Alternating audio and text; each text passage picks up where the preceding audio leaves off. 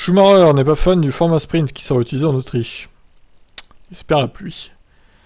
Bon, alors, est-ce que le format sprint était le meilleur format pour ce Grand Prix? J'en suis pas certain, personnellement. On verra bien comment se déroule la course sprint, mais bon. Alors après, moi, j'ai rien contre les courses sprint. Je trouve ça amusant. Je préfère voir une course sprint plutôt que des EL3, hein, perso. Je suis excité rien qu'à l'idée d'aller en Autriche. C'est un super circuit, c'est un super endroit, c'est toujours agréable d'y aller. La météo est généralement bonne. J'emmène donc mon vélo avec moi pour rouler avec l'équipe. Le cadre est magnifique, toutes ces montagnes, c'est vraiment cool. J'y ai passé un super moment avec l'équipe l'année dernière. J'ai particulièrement apprécié la zone montagneuse. C'est un circuit qui m'a toujours souri d'une certaine manière, j'espère donc que nous connaîtrons un bon week-end. Hein.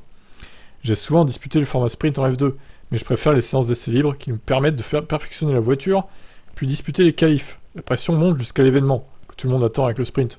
Il n'y a qu'une seule séance d'essais libres avant le qualif, puis nous avons disputé le sprint qui arrive parfois un peu trop vite. Bah non, je suis pas d'accord. T'as des EL2 au pire avant le sprint, Mick. Je veux qu'il pleuve, la pluie nous a aidés cette année, je veux donc la revoir. Si vous abordez le week-end en souhaitant la pluie, votre approche sera très différente de celle de quelqu'un qui ne la souhaite pas.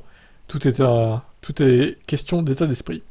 Le Red Bull Ring se situe à 677 mètres d'altitude. Les moteurs et les freins de différentes monoplaces seront mis à rude épreuve ce week-end. Mick Schumacher évoque d'ailleurs l'équilibre très difficile à trouver sur ce tracé. Je pense que cette année, plus que jamais, il faudra économiser les freins et maximiser ce que nous avons. Malheureusement, nous vous retrouvez très vite à la limite concernant les choix à faire. À vous de savoir si vous voulez donner la priorité à la perfo ou la fiabilité. Bon, bah écoutez, à voir ce que ça va donner pour Mick Schumacher. Enfin, il a ses premiers points. Enfin, il est soulagé.